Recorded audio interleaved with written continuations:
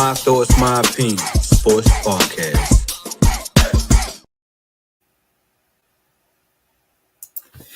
Yo, what it is. Welcome back to another episode of MTMO Sports Podcast, Doug. Yo, this is my 140th thought.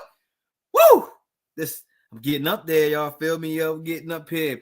And this is going to be a Christmas special, you feel me? Because I will be Devil Claus, you feel me? The guy that's going to just give you a lot of little gifts to think about, you feel me? Because I got a dope, loaded show to give y'all today. And I'm going to sit here and give my opinion on the NFL Christmas game versus the NBA Christmas games.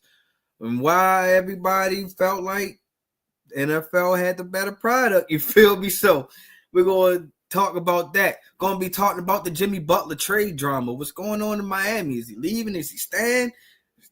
What's his value? Should he go? You feel me? So I can't wait to give my my opinion on that one. And we're going to talk about JuJu Watkins, who I feel like she needs to go ahead and get her flowers now, because JuJu is really starting off for her sophomore year with a great and positive note.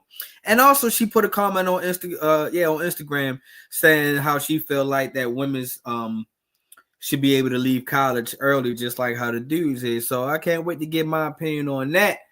But before I go any further, do me a favor. If you're not already, please like, share, and subscribe, as I'm trying to reach to my mini goal till I get reached 1,000 subscribers. So please go out here and hit that subscribe button and go out here and spread the word, yo. Let them know. Go tell a friend who can be a friend, who can possibly be a friend, that MTMO Sports Podcast is really needed. Muchly should be in your sports rotation, as you on YouTube, Apple Podcasts, Spotify, whatever your platform is. So you need to go ahead and put MTMO in that rotation. You feel me? So make sure y'all go out here and spread the word. Help me get build my subscribers up. So go ahead, like I said, yo, tell a friend who can be a friend.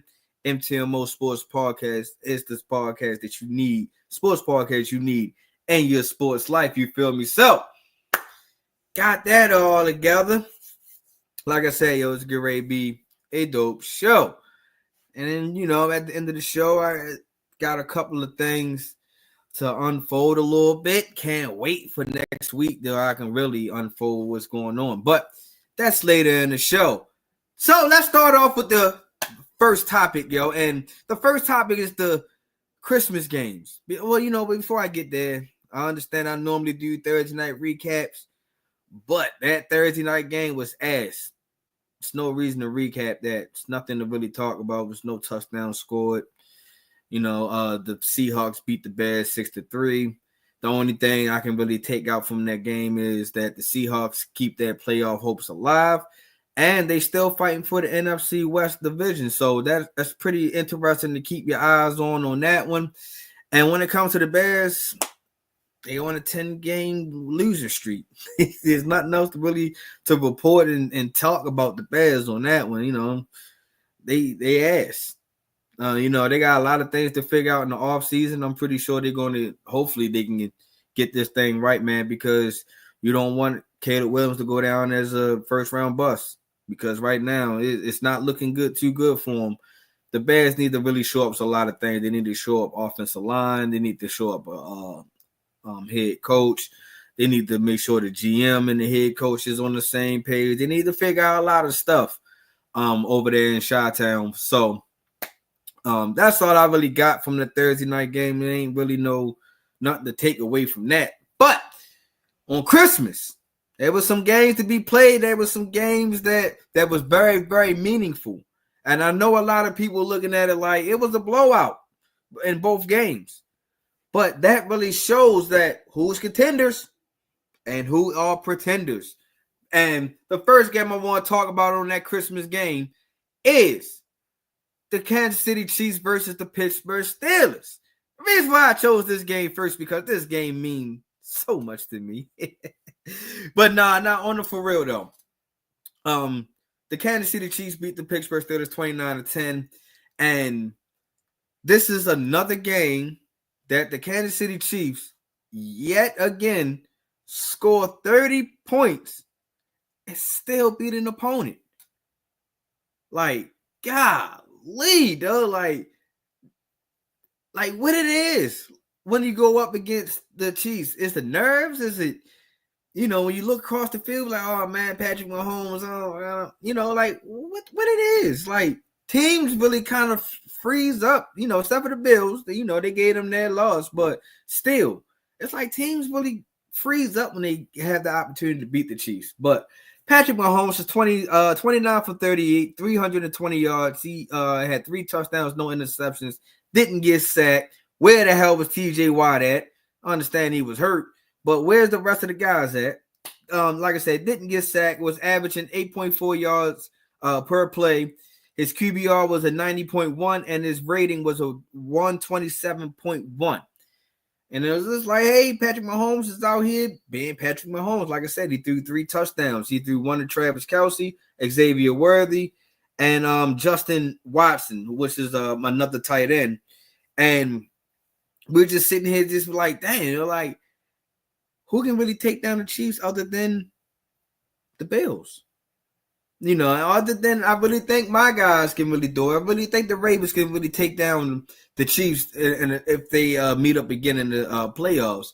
I really like our chances this time. And this ain't no just capping on anything in that nature. I really feel like that the Ravens can beat the Chiefs. But on the other hand, the Chiefs did clinch the number 1 seed. They really showed that, well deserving, because if teams week after week can't get over 30 points, number 1, can't come close to, well, no, I ain't gonna lie. The Chiefs has some really close games, but it's like, if you're not going to put up 30 plus points, like, how are you going to beat these guys? But the Chiefs wound up getting the number 1 seed. They showed that their defense is still solid, even without Chris Jones clogging up that middle. That you really just need to worry about the Chiefs. If you can find the riddle of the Chiefs defense, and this is to like the offensive coordinators and the teams that's get ready to match up against the Chiefs, you got to find out the riddle of their defense. If you can find out the riddle of their defense, and if you have a strong defense on your end, I feel like the Chiefs can be beat. Like I said, you just got to find a way to make sure that, number 1, Patrick Mahomes don't have multi-touchdown games. Now, I understand that's like a tall glass of water to take down, but at the same time, you got to find some way to minimize his touchdowns.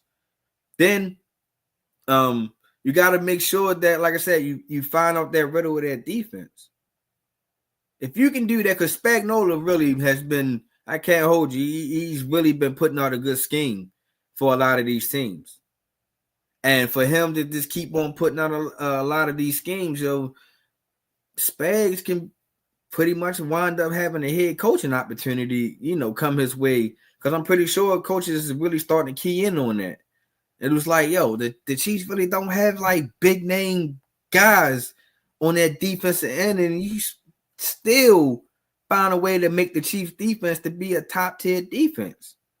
You know what I mean? And they really have that mentality of plug and play. So I think that's the Chiefs' strongest point. So you would have to chalk that up as depth. They got a lot of depth on that team, especially like on when you comes to tight end. Like, you let a guy named Justin Watson for real score a touchdown, and this guy who probably didn't score all year. So you just got to find a way to beat the Chiefs. And what I mean about pretenders, which is the Pittsburgh Steelers, I hate to say it. Well, no, I'm lying. I love to say it, because I had a conversation with a Pittsburgh Steelers fan today, and he was telling me, he was like, I'm getting tired of Russell Wilson. Russell Wilson is not giving us what he did when he first came back to the team. And I just think that now, when teams seen what Russ is capable of, and then sometimes Russ just make bonehead plays in my eyes. Russ don't eat like that one game against the Ravens, where he, should have just slid instead of taking on that hit and in Baltimore. So I'm not understanding why he took that hit. That was just a bonehead move. That's something that a rookie would do, not no 10+ year vet to take on a hit like that, especially if you're not, that type of guy. Russell Wilson was never known to be a guy that can run you over.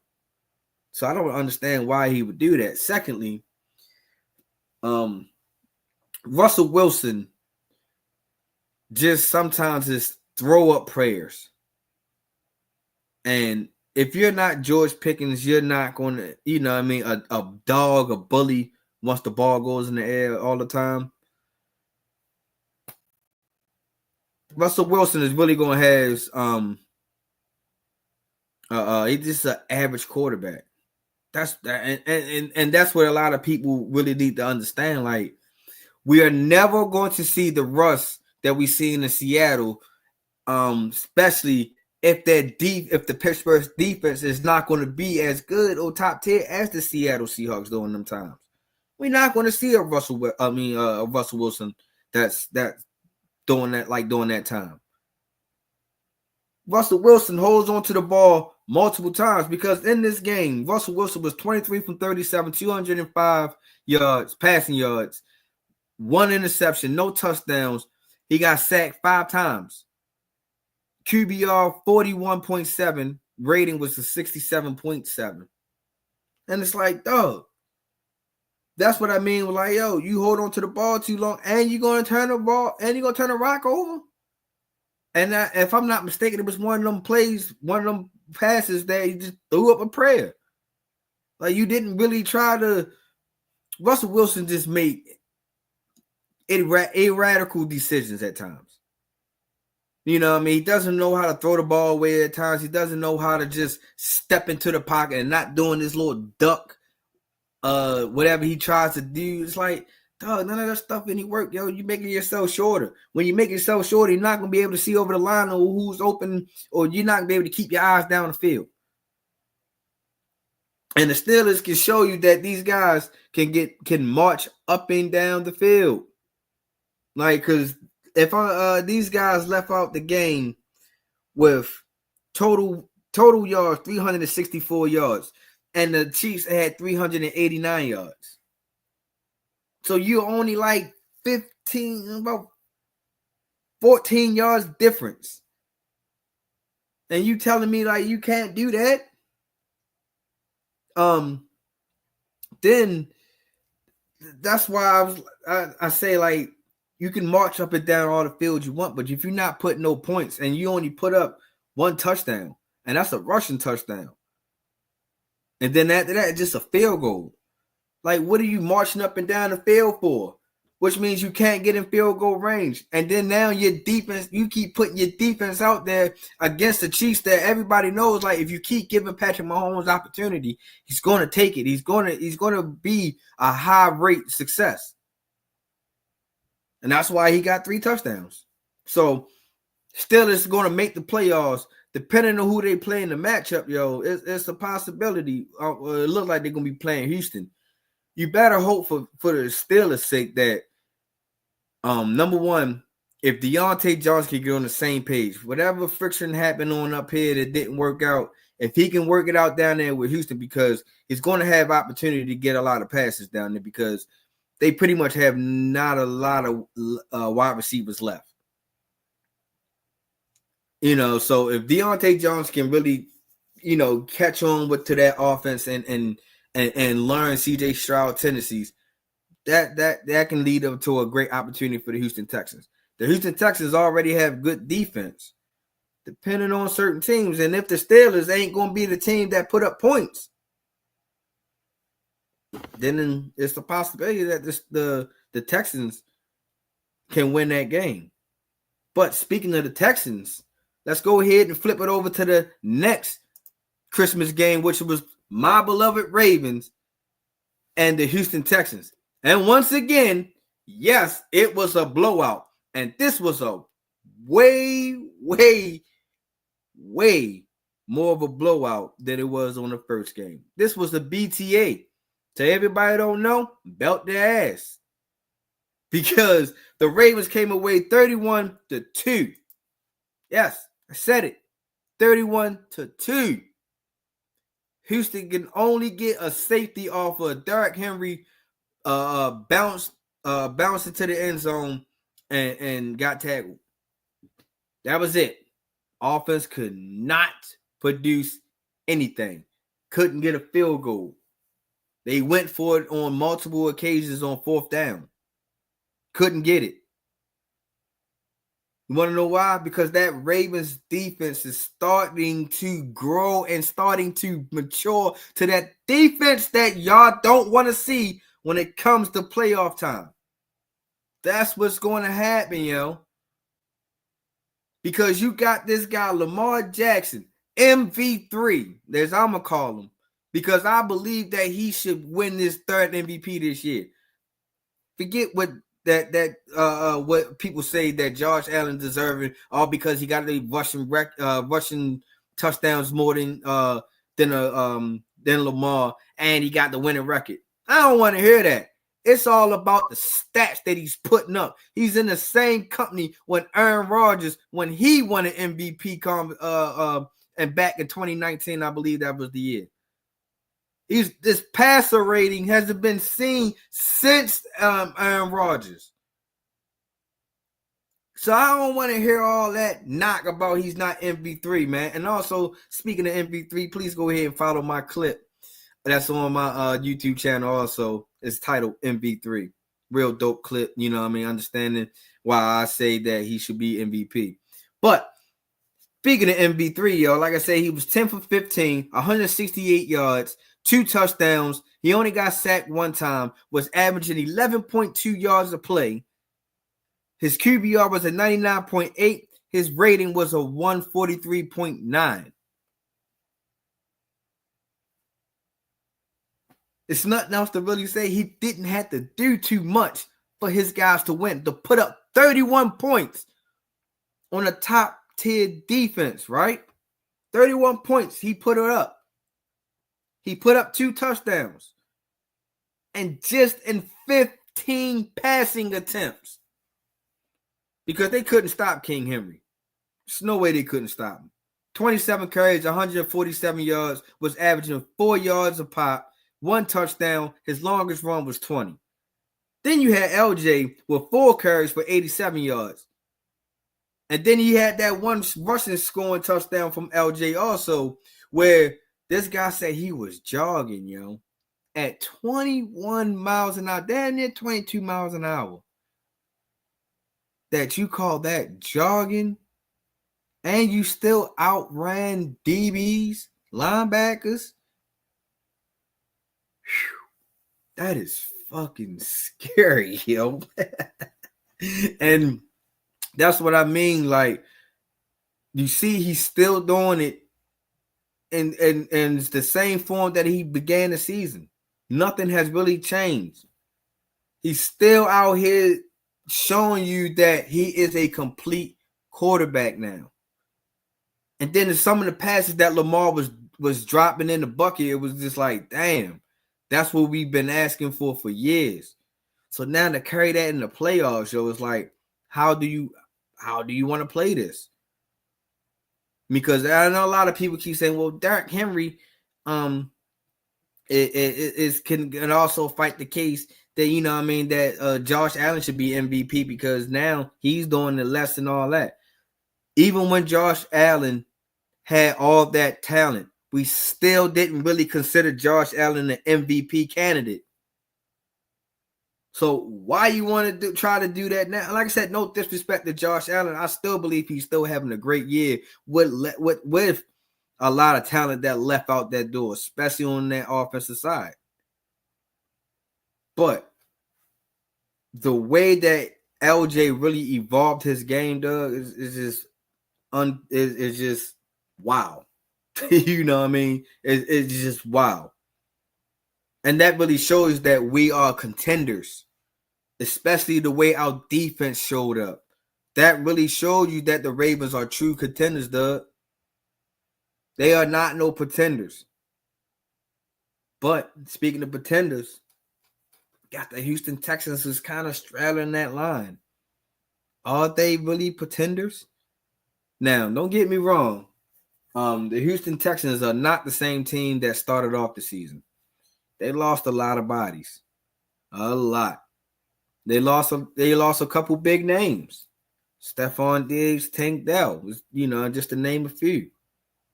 So the plan ain't gonna go as right.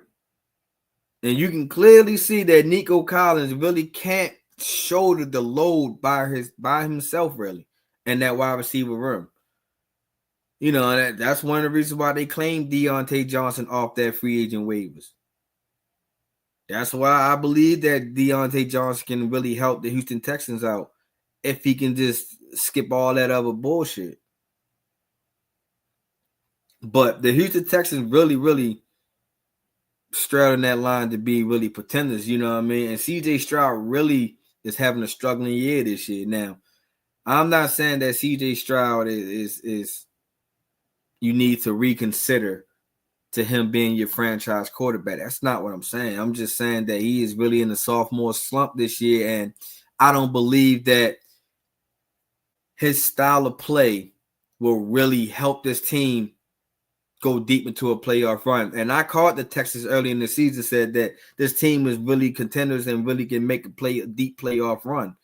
But as I'm sitting back and looking at what they just produced on Christmas Day against a high-powered team, a real contender team, really start second guessing about the Houston Texans. Like I said, now they lost some heavy hitters. But CJ Stroud is really, really in the sophomore slump. And this game, he was 17 for 31, 185 yards, had 0 touchdowns. He had 1 interception, was sacked 5 times. His QBR was a 13.1. His rating was a 59.2. It got to the point that after a while, they was like, you know what, poor CJ Stroud, I'm put David Mills in. Let's try to get something. Joe Mixon had 9 carries, 26 yards, no touchdowns. Like I said, Nico Collins, he had 3 receptions for 59 yards, off of 6 targets. He was averaging 19.7, but still, nobody else was really helping or can really help him. Robert Woods only had 2 receptions, 21 yards, off of 2 targets. That also shows like what I said about the defense, the Ravens defense. The Ravens defense has really evolved into helping them to be a full contender team. And that really showed you when it comes to this damn Christmas game. And a lot of people wants to sit here and be like, oh, that was a lot of games for these 4 teams. A lot of days, a lot of games, blah, blah, blah. But the Ravens really didn't have no problem. The Ravens went 3-0. The Ravens still scored 100 points on their opponents and held their opponents to only 33 points. And, so the Houston Texans really got to find an identity now. They got to find an identity. And they got to find a serious game plan of how they're going to try to run things. Do they still want to put 31 passes in a struggling CJ Stroud? Or do you want to give some more rushing attempts to these running backs, especially Joe Mixon? Joe Mixon can't beat Joe Mixon with just 9 carries. Your game can't be just 17 carries and that's it, and then you're relying 31 passes. It's not going to work. So I just think that the Houston Texans really need to figure out their identity going to the playoffs, because if things play out the way it still stands, that they can be playing the Pittsburgh Steelers. And then if you got this 2 teams struggling to figure out who's going to win, could be a potential like you can really let the Steelers escape, and you're going to be home because you're a division winner. Or if things change and the Steelers wound up winning the AFC North and the Ravens get that seed, you're going to have to go. You got to really come up with more than 2 points against the Ravens. So the Houston Texans really got to find out what's there and who, what's their identity. So after the NFL had their Christmas games, the NBA players chimed in a little bit, and they didn't really like that the NFL had Christmas games, such as LeBron. He came out and said it on the interview, was like, Christmas belongs to the NBA. You had Kevin Durant also came out and said in the interview that he felt like that Christmas belongs to the NBA, but it doesn't anymore, in my opinion. You want to know why? And I can't hold you. I only watch half of a game out of those 5 games on Christmas Day. Half of a game. And that half of a game was the Lakers and the Warriors. Particularly because my sons wanted to watch Steph Curry versus LeBron because, one of my sons likes Steph Curry, my other son liked LeBron. So we chimed in and watched that game, a little bit. But other than that, I didn't watch no NBA on Christmas days. You want to know why? I'm going to be the one to say it. The NBA is fucking washed. That product is phony. It's stepped on. It's doo-doo. It's not good for you. It's not good for television. That's why people really chose the NFL Christmas games over the NBA games. 2 games had more viewers than 5 games put together. And 5 games in NBA, the NBA accumulated 25.8 million viewers. In 2 games, the NFL accumulated 48.4 viewers. But you want to know why the NFL accumulated more viewers than the NBA? And it's not just because the NBA just washed, but that is the number one reason why the NBA is washed. And before I get to number 2, number 1, the reason why I feel like the NBA is washed, we watching everybody do the same goddamn thing that everybody criticized James Harden for. We watching it. James Harden did this years ago. It's all these dribble, step back, shooting a 3. That's what this game has turned into. This game has turned to only just shooting 3s, even on fucking fast breaks. They just want to shoot 3s. We just had a game that I forgot which game was, but you put up 75 3s. And out of this, and neither team was even in the 50% mark. But you chucking up 75 3s, though? That's why nobody want to really watch the NBA games anymore. That's why certain games on NBA and viewers are down. It's washed, yo. Nobody, we seen this. Like I said, y'all criticized James Harden when he did it years ago with the Houston Rockets. With what's all this step back. And now everybody's doing it. And they making sure they step back for 3s. I just watched Jason Tatum on a clip as he clearly shook his defender. And probably could have pulled up for a nice layup. Maybe could have banged on him. Or it could have been a nice midi. No. What did he do? He did 2 steps just to get a step back. To shoot a 3. Granted, he hit the shot. But, come on, That move did not deserve no just shooting a 3. So, the NBA is washed. Secondly, you know why the viewers was up for the NFL than the NBA on Christmas Day? The NFL games had meaning. It had playoff complications. It had a lot of people, favorite teams, Ravens, There's a lot of Steelers fans, there's a lot of Chiefs fans, and I'm not saying there's not a lot of Lakers, Hawks, Knicks, Spurs, Suns, all them teams that played on Christmas Day. Not saying that, but the NFL games was more meaningful than watching a washed product. Playoff seeding was involved in this. Division seeding was involved in this. The number one seed was involved in this.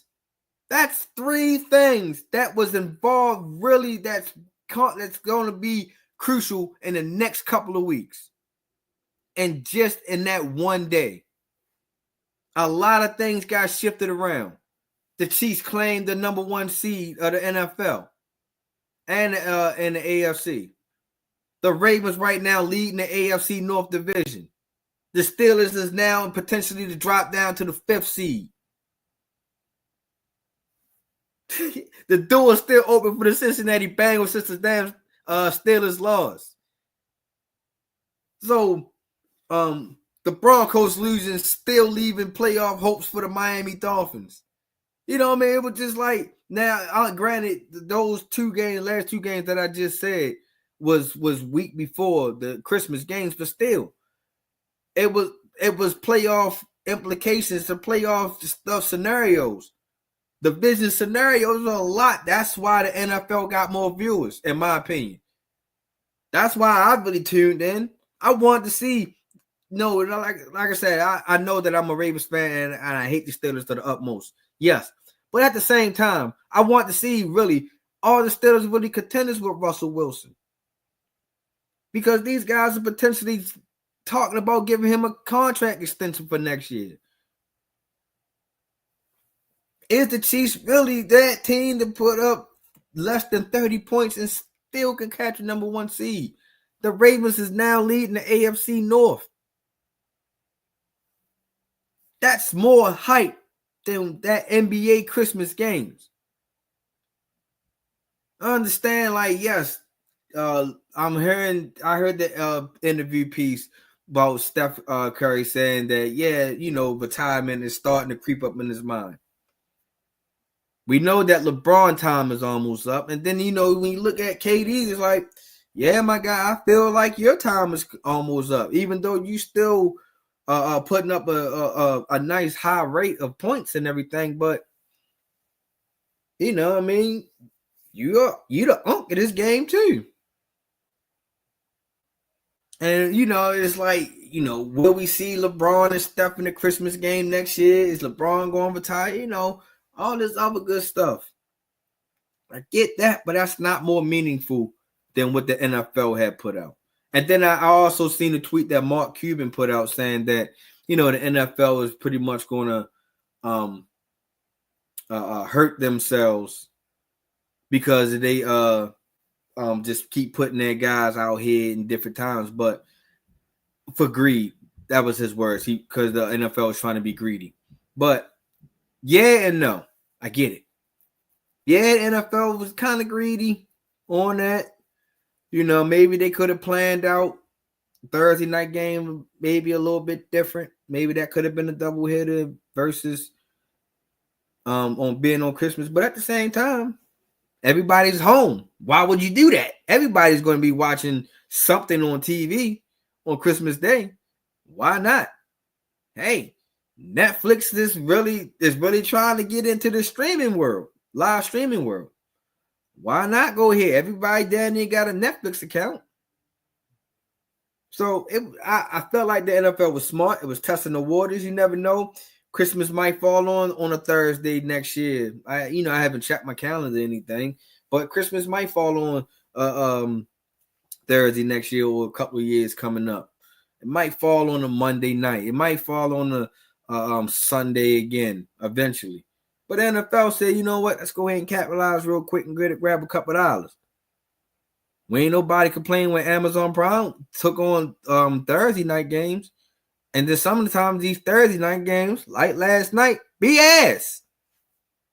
So, all in a nutshell, the NFL had more implications, more important factors on Christmas Day than with the NBA, which I believe, like I said in the beginning of this topic, is a washed product.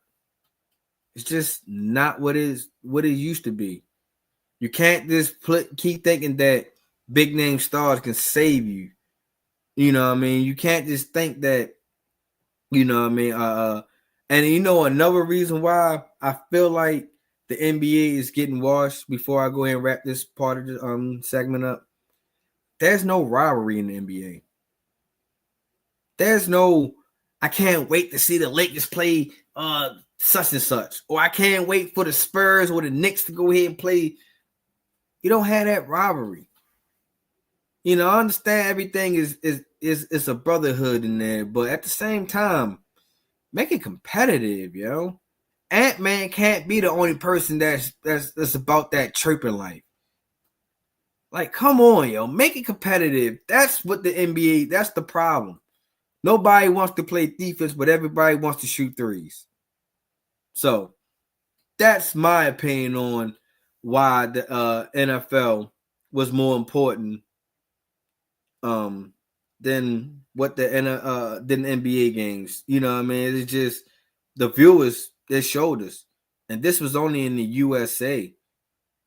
You know what I mean? And that's not even counting like what the world was watching. This is only the numbers I gave you were just the numbers in the USA. So shout out to Netflix. Shout out to the Chiefs for getting number 1 seed. Shout out to my Ravens right now holding that AFC North title right now. Hopefully we can go ahead and finish it off in the next 11 days, because that's the next time my guys play. Well, not in the next 11 days. It was 11 days from Christmas. So I don't get the opportunity to watch my guys play this Sunday, but I'm pretty sure Sunday, most definitely. Speaking of that, let's go ahead and get to that before I really switch it out from NFL. Let's talk about my predictions on these Week 17 games. I projected that the Ravens and the Chiefs was going to win. You know what I mean? That's no capping on that. I already said that the Seahawks was going to beat the Bears because the Bears are just ass.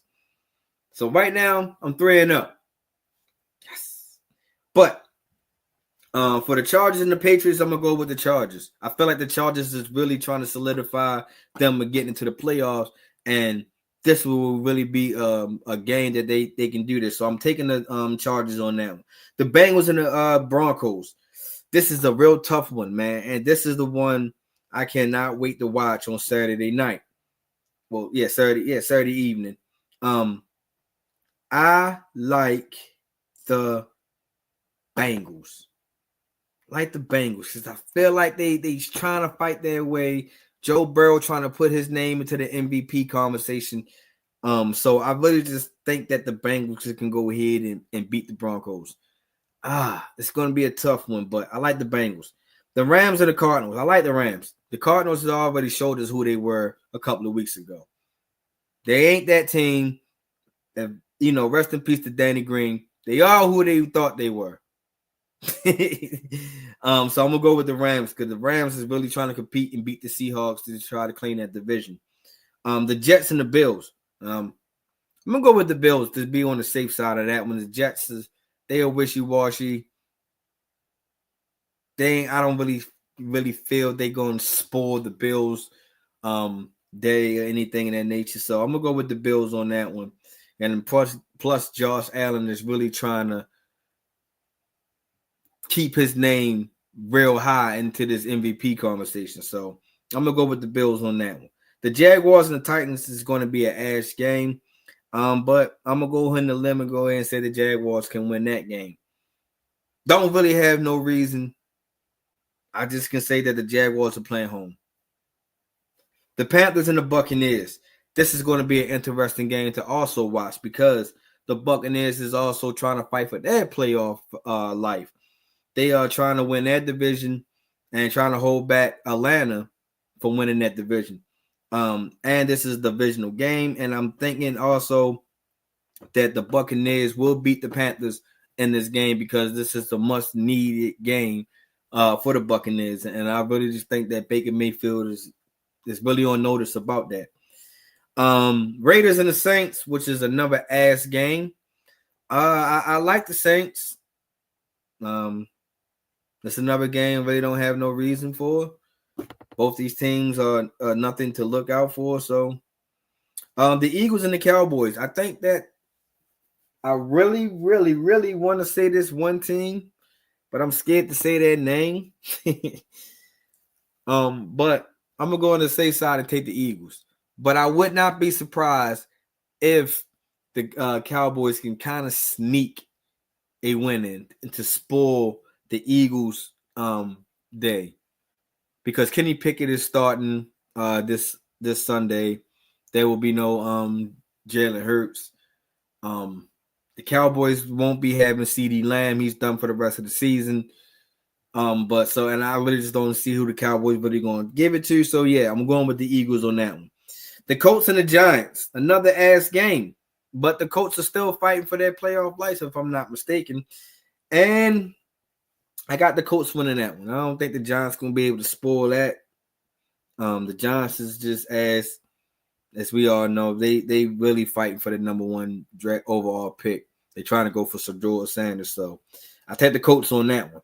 The Dolphins and the Browns, I'm going to really go ahead and take the Dolphins. The Browns is just don't know what the hell to do in the quarterback world. And I feel like Tua can really beat the Browns defense. The Packers and the Vikings, which is going to be a good one. And I'm taking the Vikings for a couple of reasons. Number one, I feel like the Vikings are home. They just keep finding ways to win, and that defense from Brian Flores, man, is really producing. My second reason why I'm choosing the Vikings, I need the Vikings to go ahead and lose. I need the Packers to lose. I'm sorry. Personal bet, trying to get back into this race against my guy. And if the Packers lose, we'll be tied up with the same record, and they're all going to come down for week 18.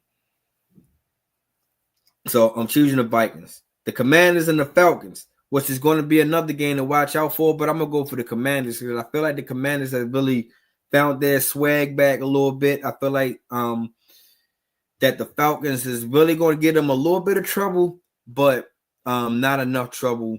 I think Kirk Cousins really fucked their season up for them a couple of weeks ago when he just kept turning the rock over and wasn't winning the games that everybody thought that he should have won. And now you're putting all this pressure on Michael Penix Jr. to try to get you out this hole now. And I just think that the Falcons is almost kind of deep. So they really going to be hoping that the Buccaneers really lose their game. But I'm going to go with the Commanders on this one. And for the Monday night game, the Lions versus the 49ers, I'm going with the Lions. There's no way I'm going with the 49ers. The 49ers are beat the hell up. And they don't really have nothing out there, So I just think that the Lions is go ahead and keep competing for the number one seed in the NFC. Is real tight between them and the Vikings. So they really got to make this a statement game because this is a conference game for the Detroit Lions. So I really just think that the Lions can win that. So run that back real quick. I like the Lions. I like the Commanders. I like the Vikings. I like the Dolphins. I like the Colts. I like the Eagles. I like the Saints. I like the Buccaneers. I like the Jaguars. I like the Bills. I like the Rams. I like the Bengals. I like the Chargers for the rest of week 17. Now, let's go ahead and switch it from the NFL to the NBA. And now in this NBA world, trade deadline is coming up in February, and then everybody's trying to really trying to figure out what moves make sense for the team, for your team. I got my guy OG Mac in the building. Yo, what it is, OG? Appreciate you for stopping by as always. But teams are trying to figure out what's the best moves to make for them. And this guy I want to talk about he requested a trade demand and everything. It's Jimmy Butler. Jimmy Butler has requested a trade maybe about closer to a week ago. He requested a trade, said he wanted to be out of Miami. And everybody, of course, once he said that, was trying to really speculate on what team should he go to. Should he go get traded to the Warriors? Should he get traded to the Mavs? Should he get traded to the Suns? Because that was a lot of buzz a little bit. Should he get traded somewhere else? But then Pat Riley came in and said, "Oh, what is y'all talking about? Jimmy Butler not getting traded. Jimmy Butler will remain as a Miami Heat past this trade deadline. Don't mind what he said in the beginning. He's a Heat for the rest of his career." That's how I really kind of took it. You know what I mean? They ain't trying to really figure out no trades and nothing like that. Pat Riley wants to stick it out with Jimmy. But then you kind of wonder, like, is that really the situation that's going on? Because, Jimmy Butler is away from the team right now. He hasn't been with the team lately. Jimmy Butler has been away, and he was expected to rejoin the team today, but he didn't. He still remains away from the team. He said he's not really trying to return to the team until he's competitive and in competitive conditioning. And I was like, well, where the hell is Jimmy Butler at? It's like, I understand that you're trying to be there for, you want to be in a competitive conditioning, but at the same time, you're like the leader of the Heat. Why you're not there with your team? Now, if you got some type of illness that is keeping you away, that you should be away from the team, I totally get it. You don't want to bring germs. You don't want to get the team sick. You don't want the NBA to go into a COVID protocol, anything in that nature. I totally get it. But if you're not sick like that, contagious or anything of that nature, Jimmy Butler should go ahead and be with his team. So that's the part where I'm kind of confused that, But you also know that Jimmy Butler is the guy that likes to go ahead and entertain people. Jimmy Butler, changes his hairstyle. He says some wild things and stuff like that. And I just don't know where to speculate or how to really give my opinion on this whole trade drama. I just really think that, number one, if I'm the Miami Heat and you really want to keep Jimmy there, you need to bring some pieces there. Bam Adebayo, it can't just be the answer. Now, Tyler Hero is starting to wake the fuck up, but this years later. He should have been woke up. You paid Duncan Robinson. Well, I don't know what the hell happened to him. He fell off the face of the earth for no longer in the NBA anymore. You let a lot of talent go. Like Gabe Vincent, he really fit good in that system because he ain't really fitting in the LA Lakers system right now. You let Caleb Williams go, which is I'm not understanding. Why would you do that? He was a good piece. He fit right in with the Heat. You know what I mean? He was a two-way player type style. So, you let a lot of pieces go, but you ain't bringing a lot of pieces in. And that gives me the Dallas Cowboys type feeling. And I can just see, why with Jimmy Butler would be a little bit frustrated a little bit because you're not really bringing no help. You know what I mean? I'm the Heat can't just be a play-in team all the damn time. Because right now they sitting at 15-13, 2 games above 500. And you're not really looking at the Heat as a competitive championship team in my eyes. I know I don't. And I haven't really watched the NBA that much this year, and I'm still not really thinking that Jimmy Butler the Miami Heat is a competitive team. All because of now, when you look at it, Jimmy Butler has not have been available. And then you start looking at his stats a little bit. His stats, it's like up and down a little bit. He's averaging 18.5 points per game. Last year, Jimmy finished the year with 20 something points a game. And he was kind of like the team leader. As far as points per game. Jimmy is now averaging 5.8 rebounds a game. He's averaging 4.9 assists a game. Now, that went up just a little bit. That went up. Jimmy is still shooting at a 55.2%. It's not bad, but it's just not explosive. Then I gotta dug a little deeper on Jimmy Butler. Like I said, I'm a fan of Jimmy Butler, but I did not know. And here's a little gem that somebody probably didn't know. Jimmy Butler has not played 70 plus games since the 2016-2017 year. Everything else has been 50s, 40s, 60s, mid 60s, stuff like that. But it's never been a 70 plus game since the 2016-2017. And it's like, damn, that's the last time Jimmy Butler can say that he's really been healthy. Then that gets me to ponder, is like, where would he fit at then?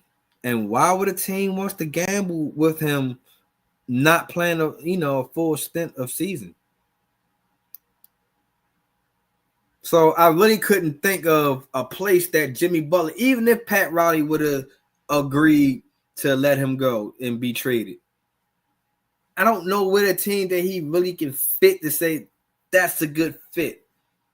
If you're talking about him going to the Warriors, what makes the Warriors probably still a decent, and I think you still need to worry about during the end of this, getting towards the tail end of the season, that their depth. They got a lot of good players on their team.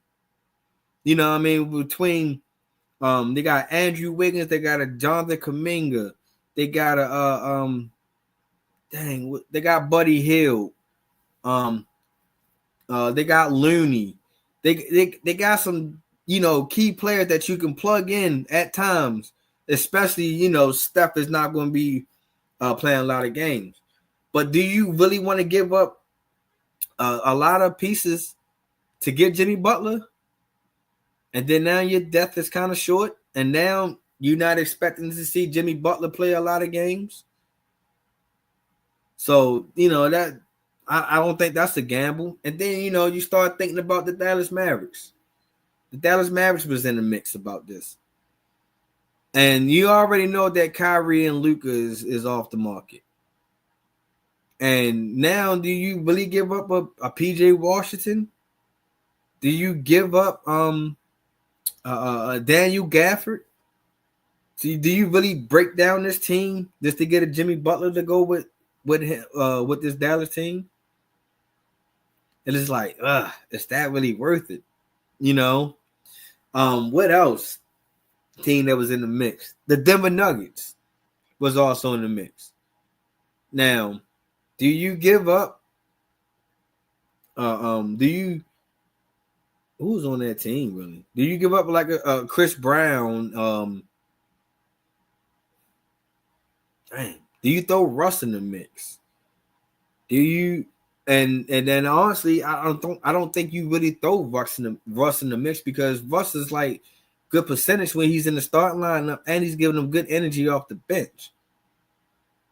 So it's like, where do the trade really comes in when you try to put him out there in the Denver Nuggets? So all what I'm saying is like, where do Jimmy really fit if you try to trade him? Where is he going to go? Where's a good fit for him? In my opinion, I don't really see a good fit for Jimmy Butler, other than him standing in Miami, and you just bring some help down there, Pat. You gotta bring some more talent down there. You can't just keep going digging in and getting C-level players. No disrespect to any players in the NBA, but you can't just keep thinking that Heat culture is gonna mold everybody to be the players that you really want and help them go deep into a playoff and win a championship. That's not what's going to help. You know what I mean? They can be good role players, but you really got to bring somebody that's willing to play both sides and, be able to take over a game. In my opinion, I don't think Tyler Hero can take over a game on a consistent basis. I don't really see all of a sudden, Bam is not really the priority or, a top priority in this offense. I haven't really heard Bam Adebayo name throughout this whole season, really. So the Heat just got to really just bring some help. They got to figure out how to which help to bring down there with Jimmy Butler that can really help this team grow and potentially stop being a play-in team. So I don't, this trade drama, I guess we'll see as, the February trade deadline, whether he get traded or not, if Miami brings some help during the trade, before the trade deadline. So to be continued on that saga. All right, man. And before I let y'all go wrap this up, man, let's talk about this last segment, because I feel like that this last segment really should get her flowers. This lady is really is a complete player in this college basketball, and I think that the sports world should really talk about her as much as they talked about Caitlin Clark when she was in college last year. And the girl I'm talking about is my girl, JuJu Watkins, yo. I feel like, she needs to get her flowers because, JuJu is really setting the bar for women's college basketball, dog. Like, in my opinion, I think that she is the most complete player in college basketball right now. I really feel like if women are able to leave college basketball early, JuJu will be number one pick, and we would not be talking about Paige Beckers right now. I really feel like that. And my guy X, shout out to my guy X, believes the same thing too. Like, JuJu really needs to get her flowers, though. Like, JuJu has been out here balling. Not just this year. I'm talking about freshman year. I'm talking about her eclipsing the most points in her freshman year, beating Caitlin Clark freshman year points. And then taking that team that she had last year to Elite Eight against a tough UConn team. But, oh no, JuJu also got her revenge back this couple of weeks ago against UConn. About a week ago against UConn. And outshined the who's supposed to be number one overall pick in this upcoming WNBA draft. And showed her that she's not just an offensive threat, yo. She plays both sides of the ball. And who I honestly think, JuJu is between her and Hannah Hennigo are the best two-way players in the women's basketball right now. And I'm not knocking any other ladies. No disrespect to the other ladies that's out here balling too. But from what I've seen so far between JuJu and Hannah Hennigo, yo, I feel like they're the best two-way players in the country right now. So JuJu really most definitely need to get her flowers, because right now JuJu is at a 24.8 points per game. She is 5.8 rebounds per game. She is 3.8 assists per game. She is shooting at a 46.2% right now. And her she is averaging 2 blocks per game. And then check this out. Her minutes is kind of down this year so far. She was averaging 35 minutes last year. Right now, she's sitting at 33. And keep that in mind that her minutes went down. Her blocks per game went up. JuJu was averaging 1.6 per blocks last year. This year, I already mentioned she's averaging 2. JuJu's shooting percentage went up this year. Last year, she was shooting 40%. Right now, she is shooting 46.2%. JuJu assists went up this year. It went from 3.3 assists last year to 3.8 assists this year.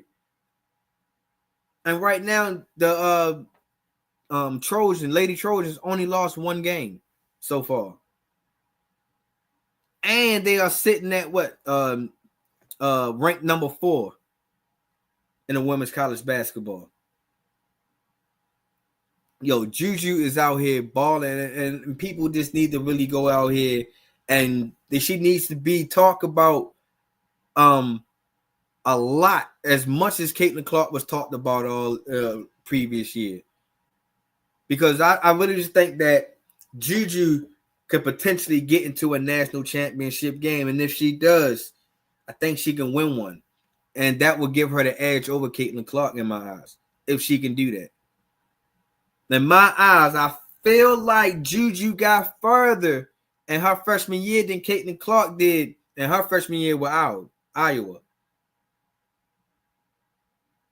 So this is what I mean. Like, mainstream platform stream guys, y'all need to go ahead and start broadcasting JuJu. Give her flowers, Doug.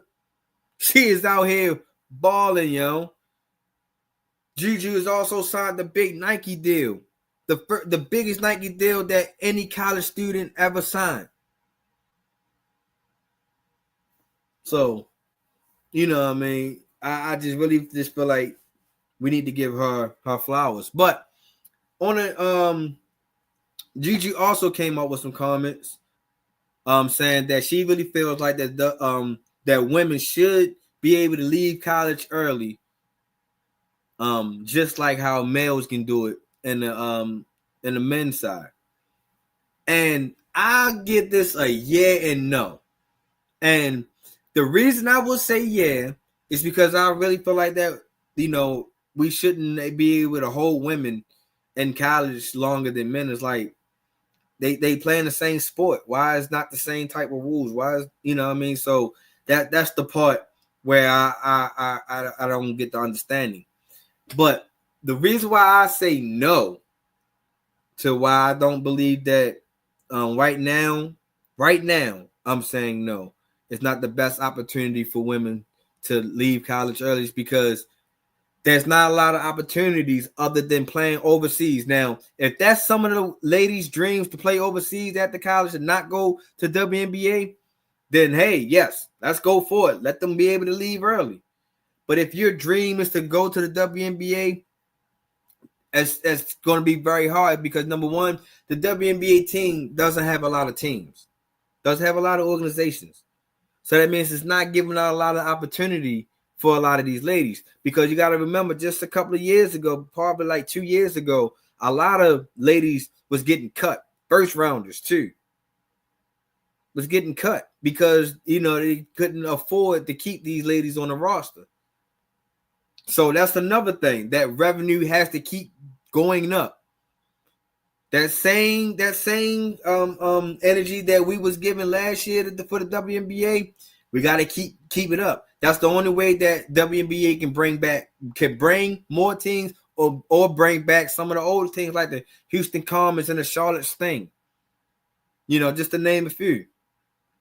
So, and then another reason, like I said, to keep adding on is like, yes, this 3-on-3 tournament, or the 3-on-3 competition, the unrivaled, is coming along, but we need to see the first year high is going to produce, because I think that this is also going to open up opportunities for a lot of these young ladies.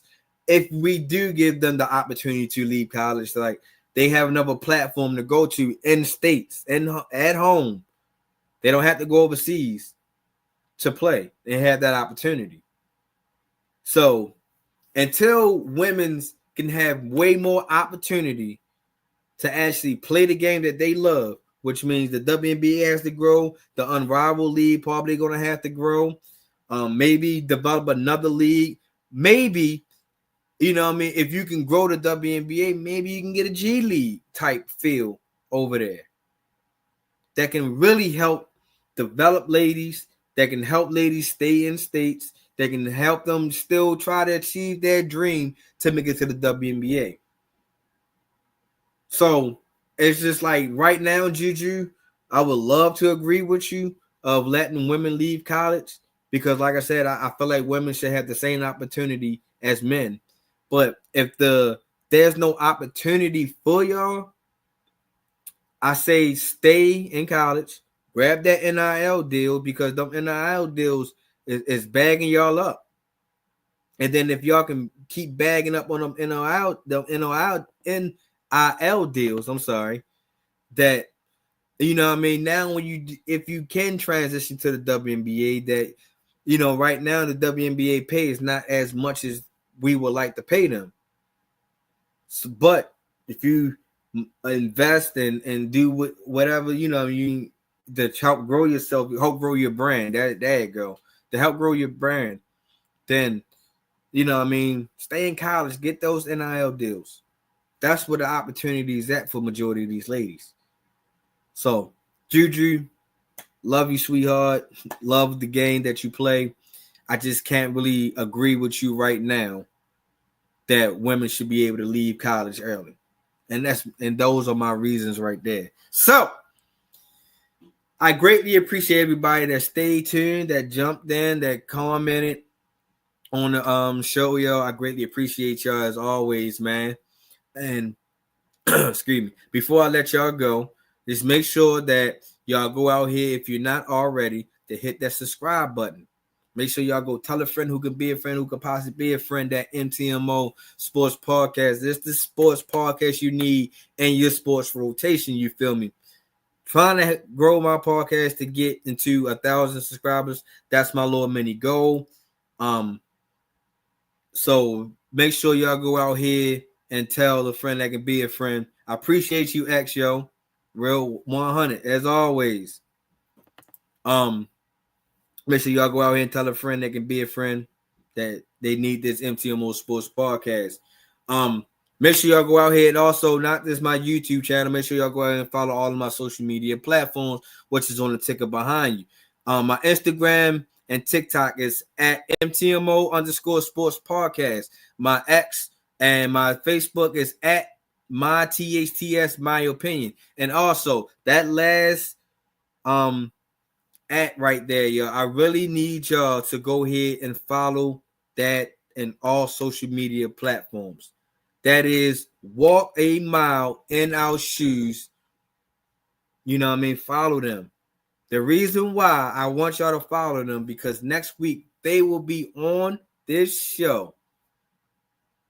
We're going to be chopping it up. And just to give y'all the little news right there, right now, that your boy is the new regional coordinator of of Walk a Mile in Our Shoes, Baltimore, yo. So I'm so pumped to have that, to say that. I can't wait to really get out here and do my part of joining this organization. And I'm pretty sure right now you're probably thinking like, yo, what's Walk a Mile in Our Shoes? Not going to give you all that information right now, yo. So please stay tuned for next week, next Saturday to be exact.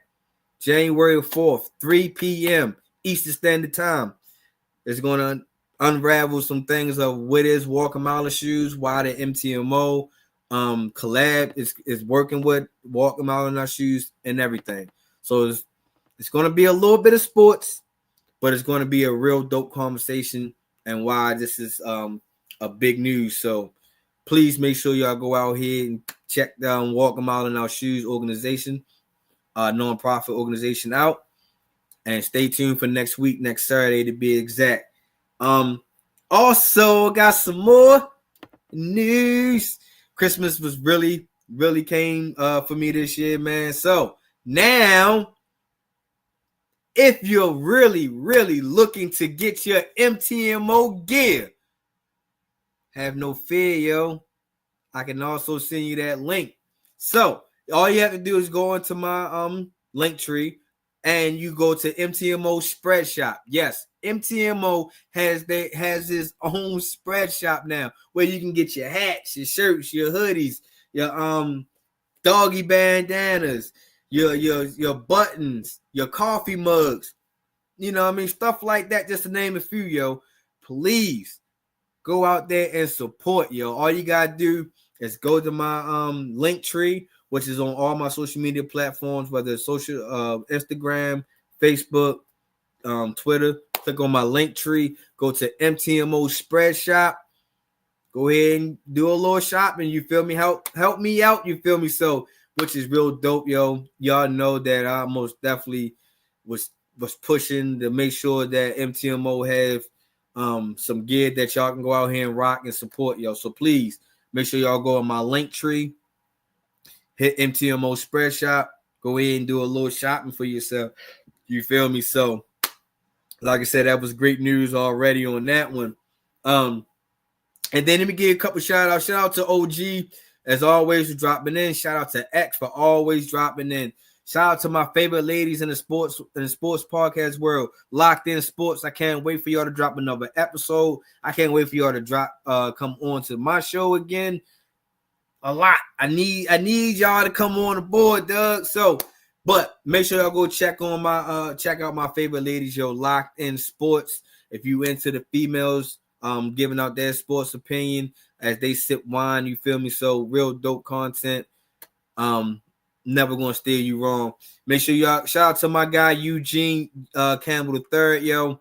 That's a guy, y'all. If y'all haven't already know, I interviewed him. He's a professional overseas basketball player. He's also part of the Walk a Mile Foundation. Foundation. He is the founder of this foundation. You feel me? So make sure y'all go out here and follow my guy, yo, as he's out here living his basketball dreams. So make sure y'all follow them. Make shout out to my guy. Shout out to my Walk a Mile in Our Shoes Baltimore team, man. Shout out to Kurt, Funk, Keedy, Rolly. I appreciate y'all for coming on aboard. I'm still looking for a couple more members also to join up with the Walk a Mile in Our Shoes team. So if you're really serious about this, please hit me up on my Instagram, and I most definitely can see, we can try to chop it up and see if you can really fit with this organization. So that's it for me, yo. Like I said, I greatly appreciate everybody that tuned in, comment, and joined them. And I appreciate everybody that will still be listening once I go off live. You feel me? Because this episode will be on Apple and Spotify podcast. And you can also rewatch this episode on YouTube. You feel me? So I appreciate y'all. Have a great new year. Enjoy it. Be safe, because I won't see y'all until it's a new year. You feel me? So make sure y'all go out here and be safe. Enjoy your new year. Enjoy the rest of y'all holidays, festivities, because I'm out. I catch y'all when I catch y'all.